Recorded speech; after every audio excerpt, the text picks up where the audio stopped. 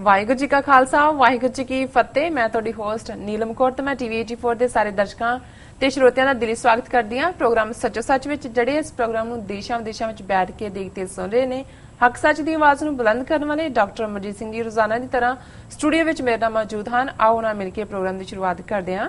ਜੀ ਡਾਕਟਰ ਸਾਹਿਬ, ਵਾਹਿਗੁਰੂ ਜੀ ਕਾ ਖਾਲਸਾ ਵਾਹਿਗੁਰੂ ਜੀ ਕੀ ਫਤਿਹ। ਜੀ ਡਾਕਟਰ ਸਾਹਿਬ, ਤੁਹਾਡਾ ਬਹੁਤ ਬਹੁਤ ਸਵਾਗਤ ਹੈ ਪ੍ਰੋਗਰਾਮ ਸੱਚੋ ਸੱਚ ਵਿੱਚ। ਬਹੁਤ ਮਿਹਰਬਾਨੀ ਜੀ ਡਾਕਟਰ ਸਾਹਿਬ, ਅੱਜ ਡੇਟ ਹੈਗੀ ਹੈ 8 ਸਤੰਬਰ 2016, 24 ਭਾਦੋ ਨਾਨਕ ਸ਼ਾਹੀ ਸੰਮਤ 548 ਦਾ ਦਿਨ ਹੈ। ਤੇ ਡਾਕਟਰ ਸਾਹਿਬ, ਪ੍ਰੋਗਰਾਮ ਦੀ ਸ਼ੁਰੂਆਤ ਕਰਾਂਗੇ ਅੱਜ ਦੀਆਂ ਅਹਿਮ ਘਟਨਾਵਾਂ ਨਾਲ।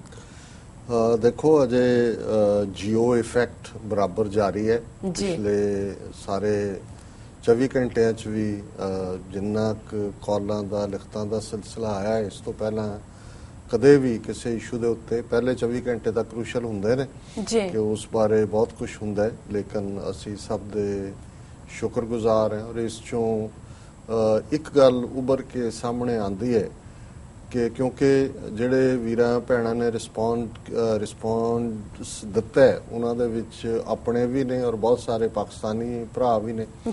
ਸੋ ਇਹਦੇ 'ਚੋਂ ਇਹ ਗੱਲ ਜ਼ਾਹਰ ਹੈ ਕਿ ਆਪਣਿਆਂ 'ਚ ਵੀ ਕਿਸ ਕਦਰ ਇਹ ਹੁਣ ਤੱਕ ਅਹਿਸਾਸ ਰਿਹਾ ਕਿ ਸਾਡੀ ਬਾਂਹ ਕਿਸੇ ਨੇ ਨਹੀਂ ਫੜੀ।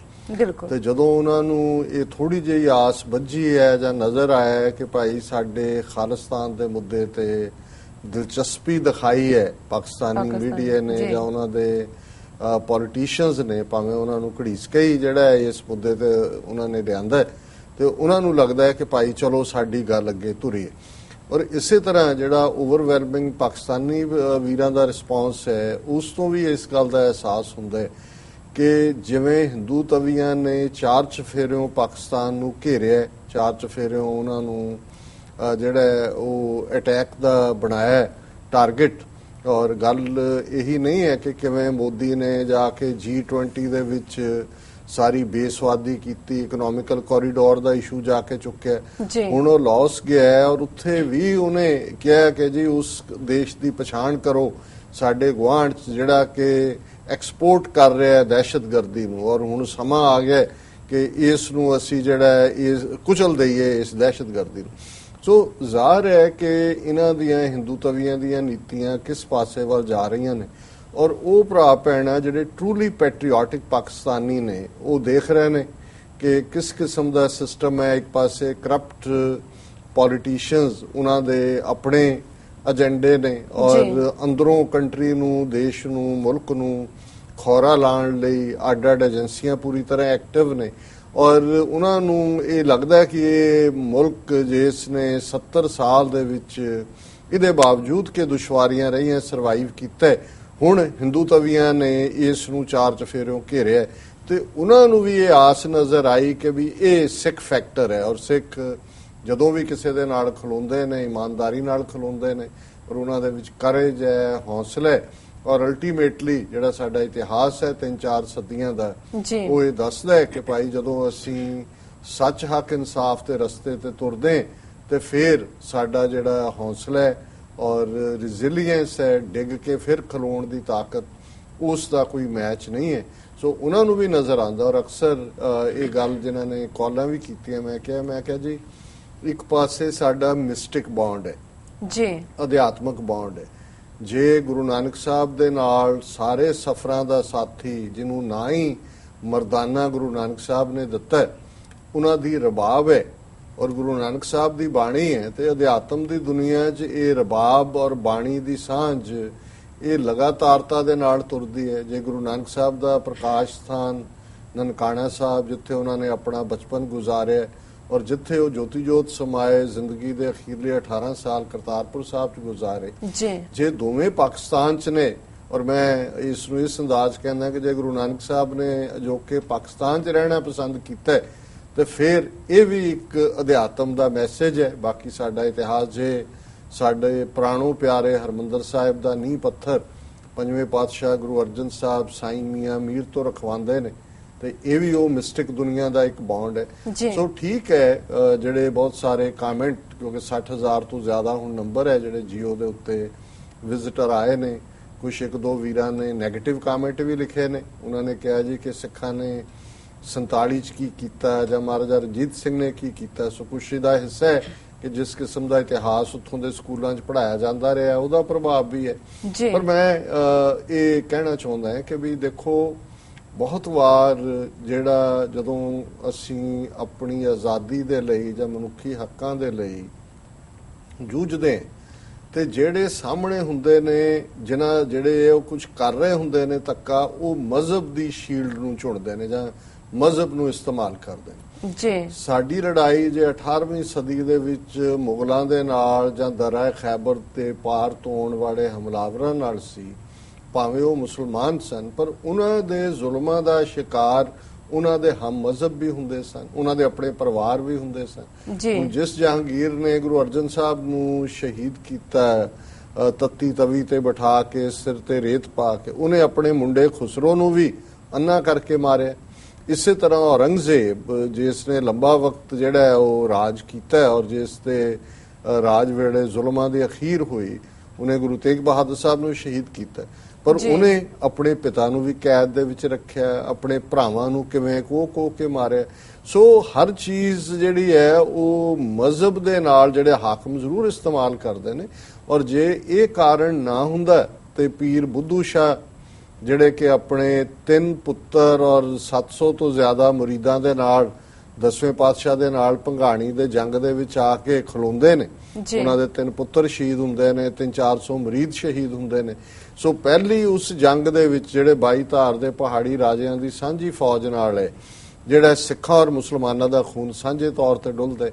ਔਰ ਜੇ ਸਾਡੀ ਸਟਰਗਲ ਇਸਲਾਮ ਦੇ ਖਿਲਾਫ ਹੁੰਦੀ ਤੇ ਫਿਰ ਨਬੀ ਖਾਨ, ਗਨੀ ਖਾਨ, 2 ਪਠਾਨ ਭਰਾ ਸਭ ਤੋਂ ਔਖੇ ਮੌਕੇ ਦੇ ਉੱਤੇ ਉੱਚਦਾ ਪੀਰ ਬਣਾ ਕੇ 10ਵੇਂ ਪਾਤਸ਼ਾਹ ਨੂੰ ਸੇਫਲੀ ਉਸ ਮੁਗਲਿਆ ਔਰ ਪਹਾੜੀ ਫੌਜਾਂ ਦੇ ਘੇਰੇ ਚੋਂ ਨਾ ਕੱਢ ਕੇ ਲਿਜਾਂਦੇ ਜੀ। ਬਿਲਕੁਲ। ਸੋ ਜ਼ਾਹਿਰ ਹੈ ਕਿ ਉਦੋਂ ਵੀ ਸਾਡੀ ਲੜਾਈ ਜ਼ੁਲਮ ਦੇ ਖਿਲਾਫ ਸੀ ਔਰ ਇਹੀ ਕਾਰਨ ਸੀ ਕਿ ਜਿਹੜੇ ਇਨਸਾਫ ਪਸੰਦ, ਇਮਾਨਦਾਰ, ਸੱਚਮੁੱਚ ਦੇ ਮਜ਼ਹਬੀ ਮੁਸਲਮਾਨ ਸਨ, ਉਹ ਵੀ ਮਹਿਸੂਸ ਕਰਦੇ ਸਨ ਕਿ 10ਵੇਂ ਪਾਤਸ਼ਾਹ ਦੀ ਲੜਾਈ ਜਾਂ ਉਸ ਤੋਂ ਬਾਅਦ ਜੇ ਬਹੁਤ ਥੋੜੀ ਗਿਣਤੀ ਦੇ ਵਿੱਚ ਜਿਹੜੇ ਸਿੱਖ ਯੋਧੇ ਸੀ 18ਵੀਂ ਸਦੀ 'ਚ, ਉਹਨਾਂ ਨੇ ਨਾਦਰ ਸ਼ਾਹ ਨੂੰ ਜਾਂ ਅਬਦਾਲੀ ਨੂੰ ਜਾਂ ਮੁਗਲਿਆ ਸਲਤਨਤ ਨਾਲ ਟੱਕਰ ਲਈ, ਉਹ ਸਿਰਫ ਆਪਣੇ ਬਲਬੂਤੇ ਤੇ ਨਹੀਂ ਸੀ, ਬਹੁਤ ਵੱਡੀ ਗਿਣਤੀ ਦੇ ਵਿੱਚ, ਕਿਉਂਕਿ ਪੰਜਾਬ ਦੇ ਵਿੱਚ ਉਦੋਂ ਵੀ ਮੁਸਲਮਾਨ ਮੈਜੋਰਿਟੀ ਸੀ, ਜਿਹੜੇ ਆਮ ਗਰੀਬ ਕਿਰਤੀ ਕਿਸਾਨ ਲੋਕ ਸਨ ਮੁਸਲਮਾਨ,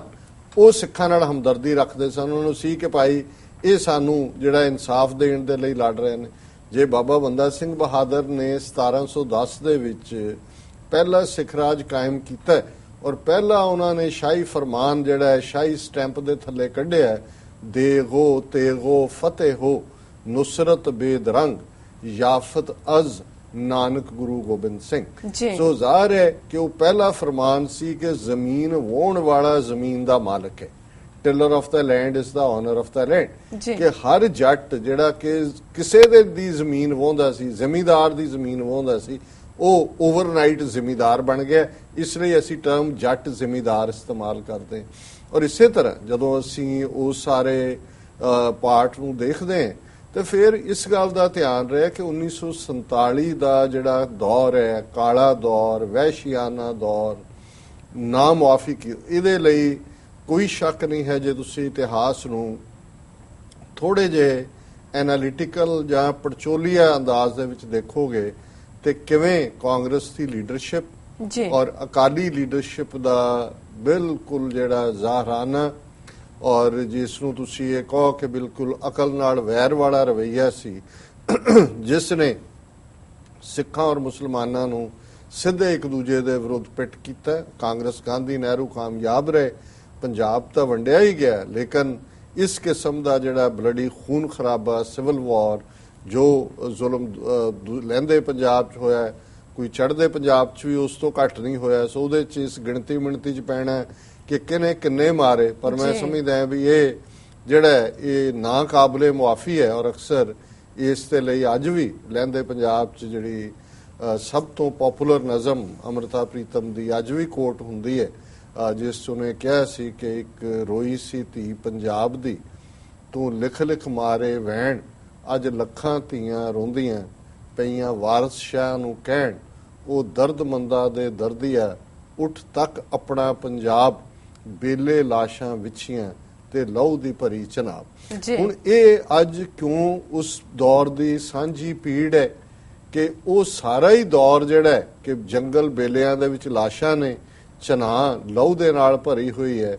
ਔਰ ਚਾਰ ਚਫੇਰੇ ਉਸ ਧਰਤੀ ਦੀ ਇੱਜ਼ਤ, ਅਜ਼ਮਤ, ਪਤ ਉਹ ਹਿੰਦੂ ਬੱਚੀਆਂ ਨੇ, ਮੁਸਲਮਾਨ ਬੱਚੀਆਂ ਨੇ, ਸਿੱਖ ਬੱਚੀਆਂ ਨੇ, ਉਹ ਰੁਲੀ ਹੈ, ਜਿਹਦੇ ਲਈ ਸ਼ਾਇਦ ਬਹੁਤ ਵੱਡਾ ਕਾਲਾ ਧੱਬਾ ਹੈ ਪੰਜਾਬ ਦੇ ਇਤਿਹਾਸ ਤੇ ਔਰ ਮਨੁੱਖਤਾ ਦੇ ਇਤਿਹਾਸ ਤੇ ਵੀ ਉਸ ਦੌਰ ਦੇ। ਜੀ ਲੇਕਿਨ ਉਸ ਤੋਂ ਬਾਅਦ ਜੋ ਬਾਰਡਰ ਡਰਾ ਹੁੰਦਾ ਹੈ, ਫਾਈਨਲੀ ਸਿੱਖ ਕੌਮ ਜਿਹੜੀ ਹੈ 18ਵੀਂ ਸਦੀ 'ਚ ਵੀ ਕਦੇ ਮਾਝਾ, ਮਾਲਵਾ, ਦੁਆਬਾ ਜਿਹੜਾ ਹੈ ਉਸ ਦੀ ਆਬਾਦੀ ਸਾਡੀ ਇੱਕ ਥਾਂ ਇਕੱਠੀ ਨਹੀਂ ਸੀ।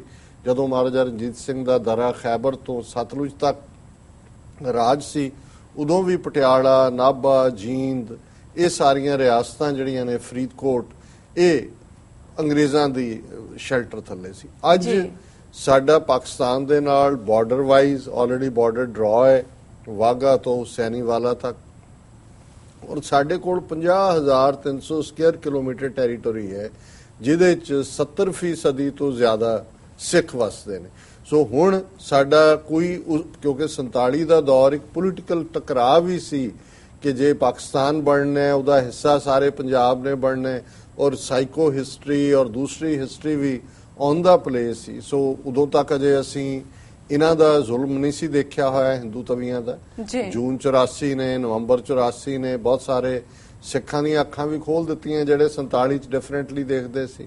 ਸੋ ਕੁੱਲ ਮਿਲਾ ਕੇ ਮੈਂ ਸਮਝਦਾ ਹਾਂ ਵੀ ਜਦੋਂ ਤੁਸੀਂ ਦੇਖਦੇ ਹੋ ਦੁਨੀਆ ਦੇ ਵਿੱਚ ਕੋਈ ਚੀਜ਼ ਜਿਹੜੀ ਹੈ, ਵੀਅਤਨਾਮ ਦੋ ਹਿੱਸੇ ਕਿਵੇਂ ਇੱਕ ਦੂਜੇ ਦੇ ਨਾਲ ਲੜੇ, ਅੱਜ ਵੀਅਤਨਾਮ ਇਕੱਠਾ ਹੈ, ਕਿਵੇਂ ਉਹੀ ਵੀਅਤਨਾਮ ਜਿਹਨੂੰ ਅਮਰੀਕਾ ਨੇ ਜਿਹੜਾ ਕਾਰਪੇਟ ਟੂ ਕਾਰਪੇਟ ਬੰਬਿੰਗ ਕਰਕੇ ਮਿਲੀਅਨ ਵੀਅਤਨਾਮੀ ਮਾਰਿਆ, ਅੱਜ ਅਮਰੀਕਾ ਦੀ ਸਭ ਤੋਂ ਵੱਡੀ ਜਿਹੜੀ ਹੈ ਉਹ ਸਹਿਚਾਰਤਾ ਜਿਹੜੀ ਹੈ ਉਹ ਵੀਅਤਨਾਮ ਦੇ ਨਾਲ ਹੈ, ਚਾਈਨਾ ਦੇ ਅਗੇਂਸਟ। ਸੋ ਉਸ ਤਰ੍ਹਾਂ ਜੇ ਅਸੀਂ ਦੇਖੀਏ ਤੇ ਅੱਜ ਸਾਡੇ ਲਈ ਭਵਿੱਖ ਦੇ ਵਿੱਚ ਵੀ ਔਰ ਵਰਤਮਾਨ ਦੇ ਵਿੱਚ ਵੀ ਸਿੱਖਾਂ, ਮੁਸਲਮਾਨਾਂ ਦਾ ਔਰ ਖਾਲਿਸਤਾਨ ਔਰ ਪਾਕਿਸਤਾਨ ਦੀ ਤਹਿਰੀਕ, ਪਾਕਿਸਤਾਨ ਇੱਕ ਐਸਟੈਬਲਿਸ਼ ਕੰਟਰੀ ਹੈ, ਰੈਕਗਨਾਈਜ਼ਡ ਮੁਲਕ ਹੈ, ਖਾਲਿਸਤਾਨ ਹੋਣ ਦੇ ਵਿੱਚ ਆਏਗਾ, ਇਹ ਇੱਕ ਬਫਰ ਸਟੇਟ ਦੇ ਤੌਰ ਤੇ ਦੋਨਾਂ ਦੇ ਵਿਚਾਰ ਹੈ। ਔਰ ਜਿਵੇਂ ਅੱਜ ਵੀ ਸਾਡੀ ਸਟਰਗਲ ਕੋਈ ਹਿੰਦੂ ਧਰਮ ਦੇ ਖਿਲਾਫ ਨਹੀਂ ਹੈ, ਉਸ ਇੰਡੀਅਨ ਸਟੇਟ ਦੇ ਟੈਰਰ ਦੇ ਖਿਲਾਫ ਹੈ, ਉਸ ਹਿੰਦੂ ਤਵੀ ਆਈਡੀਓਲੋਜੀ ਦੇ ਖਿਲਾਫ ਹੈ, ਜਿਹੜੀ ਹਿੰਦੂ ਤਵੀ ਆਈਡੀਓਲੋਜੀ ਸਿੱਖਾਂ, ਬੌਧੀਆਂ, ਜੈਨੀਆਂ, ਮੁਸਲਮਾਨਾਂ, ਈਸਾਈਆਂ, ਉਹਨਾਂ ਸਭ ਨੂੰ ਜਿਹੜਾ ਉਹ ਹਿੰਦੂਤਵਾ ਦੇ ਖਾਰੇ ਸਮੁੰਦਰ ਦੇ ਵਿੱਚ ਗਰਕ ਕਰਨਾ ਚਾਹੁੰਦੀ ਹੈ। ਸੋ ਅਸੀਂ ਸਮਝਦੇ ਹਾਂ ਵੀ ਇਹ ਸਾਡਾ ਅਧਿਆਤਮ ਦੀ ਦੁਨੀਆ 'ਚ ਵੀ, ਮਿਸਟਿਕ ਵਰਲਡ 'ਚ ਵੀ, ਔਰ ਅੱਜ ਸਾਡੀ ਪ੍ਰੈਕਟੀਕਲ ਸਰਵਾਈਵਲ ਦੇ ਲਈ ਵੀ ਦੋਨਾਂ ਕੌਮਾਂ ਦਾ ਔਰ ਪਾਕਿਸਤਾਨ ਵੱਲੋਂ ਖਾਲਿਸਤਾਨ ਦੀ ਖੁੱਲ੍ਹ ਕੇ ਹਮਾਇਤ ਕਰਨਾ, ਜਿੱਥੇ ਪਾਕਿਸਤਾਨ ਦੀ ਆਪਣੀ ਸੇਫਟੀ, ਸਿਕਿਉਰਿਟੀ ਔਰ ਉਸ ਦੇ ਨੈਸ਼ਨਲ ਇੰਟਰਸਟ 'ਚ ਹੈ, ਉੱਥੇ ਸਾਨੂੰ ਜੇ ਥੋੜਾ ਬਹੁਤ ਵੀ ਸਹਾਰਾ ਡਿਪਲੋਮੈਟਿਕ ਲੈਵਲ ਤੇ ਵੀ ਦੁਨੀਆ 'ਚ ਮਿਲਦਾ ਤੇ ਸਿੱਖਾਂ ਦੇ ਅੰਦਰ ਉਹ ਪ੍ਰੋਗਰਾਮਿੰਗ ਹੈ। ਅਸੀਂ ਕਦੇ ਗੁਲਾਮੀ ਕਬੂਲੀ ਨਹੀਂ ਹੈ, ਸਾਡਾ ਇਤਿਹਾਸ ਹੈ। ਅਸੀਂ ਦੋ ਵੇਲੇ ਦੀ ਅਰਦਾਸ 'ਚ ਅੱਜ ਵੀ ਰਾਜ ਕਰੇਗਾ ਖਾਲਸਾ, ਆਕੀ ਰਹੇ ਨਾ ਕੋਈ, ਪੜ੍ਹਦੇ, ਜਿਸ ਦਾ ਸਾਫ਼ ਮਤਲਬ ਇਹ ਹੈ ਕਿ ਸਿੱਖਾਂ ਕੋਲ ਆਪਣੀ ਕਿਸਮਤ ਆਪ ਘੜਨ ਦਾ ਹੱਕ ਹੋਏ। ਸੋ ਇਹ ਪਾਰਟ ਜਿਹੜਾ ਹੈ, ਇਸ ਦੇ ਨਾਲ ਅਸੀਂ ਅੱਜ ਦੀ ਸ਼ੁਰੂਆਤ ਕਰਦੇ ਹਾਂ ਪ੍ਰੋਗਰਾਮ ਦੀ। ਮੈਂ ਘੜੀ ਵੱਲ ਦੇਖ ਰਿਹਾ, ਬਾਅਦ ਦੇ ਇਸ਼ੂ ਜਿਹੜੇ ਨੇ, ਹਾਲਾਂਕਿ ਇਸ ਨੂੰ ਅਸੀਂ ਬ੍ਰਾਡਕਾਸਟ ਨਹੀਂ ਸੀ ਕੀਤਾ, ਇਸ ਪਾਰਟ ਨੂੰ ਡਿਸਕਸ ਕਰਨਾ ਹੈ, ਪਰ ਤੁਸੀਂ ਭੁਲੇਖੇ ਕੱਢਦੇ ਨਾ ਜਿਨ੍ਹਾਂ ਨੂੰ ਨਹੀਂ ਮਨਜ਼ੂਰ ਹੈਗਾ। ਹਾਂ ਜੀ ਡਾਕਟਰ ਸਾਹਿਬ, ਇੱਥੇ ਲੈਂਦੇ ਹਾਂ ਬ੍ਰੇਕ। ਵਿਊਅਰਸ, ਤੁਸੀਂ ਨਾਲ ਇਸ ਤਰ੍ਹਾਂ ਬਣੇ ਰਹਿਣਾ, ਮਿਲਦੇ ਹਾਂ ਛੋਟੇ ਜਿਹੇ ਵਕਫੇ ਤੋਂ ਬਾਅਦ।